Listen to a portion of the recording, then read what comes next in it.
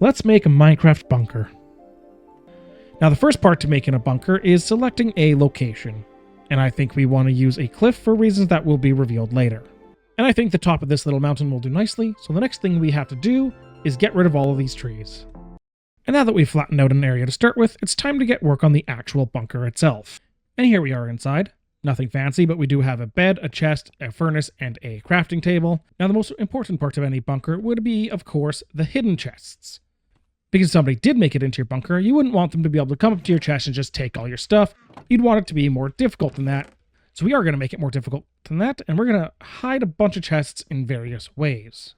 And the first hidden chest is kind of a classic. It's just a painting where you can go in and hide some stuff in there. That's more of the decoy one. It'd be pretty easy to find. So you'd want them to go there first, and then obviously not pay attention to all the other ways that you've hidden chests. The next hidden chest is relatively simple, but it is also completely invisible. Walk over here, interact with water. Obviously, if that was survival, that would become an empty bucket. This is creative, so I had to have an empty bucket. How this works is there's an observer watching this particular slab. The rest of these are just solid blocks, of course, but this one is a slab. So the observer can detect the slab getting waterlogged, and when it does, it drops a block out of the way. Now you notice in here there's actually two hidden chests. This one has some stone stairs, this one has nothing. We will utilize that in a little more detail later, but for now we're going to leave it the way it is, and we don't want to do that. We want to do it this way, or I will break the whole bunker. This next one's going to be a combination lock using 3 books. And the final chest we're going to hide is going to take advantage of this furnace here. So we're just going to go back here. We'll have to expand that out a little bit. But of course, we're going to go ahead and put an observer here. Like that.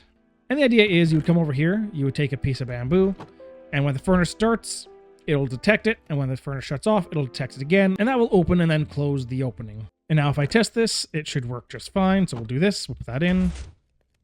Opens up, and then when it shuts off, it'll close up. All right, and that one is done. So you put the bamboo in, then you come over here, you can access the chest, and then it will auto close up when the furnace shuts off. And with all of the hidden chests in, I think it's now time to head outside and start worrying about defending the bunker. And the first way we defend it is we'd cover the whole thing in multiple layers of obsidian. Don't worry, we're going to cover this up so it's not such an eyesore, but I did want to just show off that it is in fact defended. And now it's time to get a little bit psychological, and we're going to put in a honey maze, but not just one that you're going to be able to just run up and walk across like this. No, it's going to make you crawl through it. But just in case that's not diabolical enough, this maze is going to have no exit. That's right, it's going to go in, and then it's just going to loop all the way around repeatedly forever. The goal here is simply to annoy any and all attackers. And the obsidian honey maze is in. We are going to cover the top side with obsidian as well, but just wanted to show that there is in fact no exit once you go in.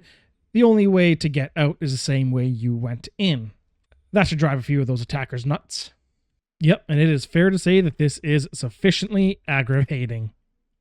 Mission accomplished. Let's get out of here and continue on. The next thing we're going to put in is a lava moat going all the way around. All right, the lava moat is in. So now we need to make a way across. And the way we're going to make across is with glass panes. You're going to have to do some parkour in order to jump across here so that you can get into here in order to go into the honey maze.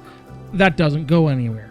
All right, and the moat is in, and the parkour route to go through is also in. Now, I'm not good at parkour. Now, I'd like to point something out here because most of you are probably going to point it out. Yes, somebody could very easily cheat. They could come over here. There we go. See, you can make that jump. So that's easy mode, right? But keep in mind, this goes to a honey maze that goes nowhere. So I really don't care if they cheat. All right, next up, we need defenses. So let's go ahead and build some. Now, here's our defense system all built out. Now, there is a hidden trigger inside to trigger this off, but we're going to go ahead and simulate that from up here so that we can show it off. Just like that. So imagine dealing with that as you're approaching. And now we have to put in the final system. That system, of course, is an emergency exit. So earlier I said we were going to make extra use of the fact that we have 2 chests here. Now how we're going to do that is this chest is going to hold a filter of some sort. And this chest is going to have that filter. So we're going to be able to throw an item into here. A filtration system is going to pick that up and then be like, oh, hey, you put the right item in. and it's going to open up over here somewhere, a way for us to drop down. Now, the key about the drop down feature is as we drop down, it's going to close up and break the system so that even if somebody was coming in behind us, they wouldn't be able to take an item, even if it was the correct item, put it in here, and also have it open up. This is, of course, an emergency exit. It is not one you use lightly. All right, I admit, this looks bad. So, I am an idiot, and I screwed up. See, the plan was that chute that I told you guys about, that, was going to auto-close and break and everything, was going to land down here somewhere, and then you're going to get into a flying machine, hit a button that would start a timer, TNT would open the way out, it would send you off, and then more importantly, a second timer would be started, and TNT would blow up, literally everything. I didn't take a world backup before I started placing TNT. So this is what's left.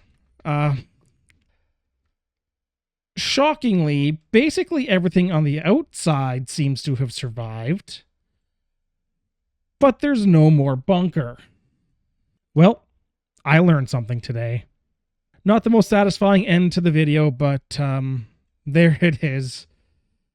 Have a good day, everybody, and remember, if you're playing with TNT, create a world backup.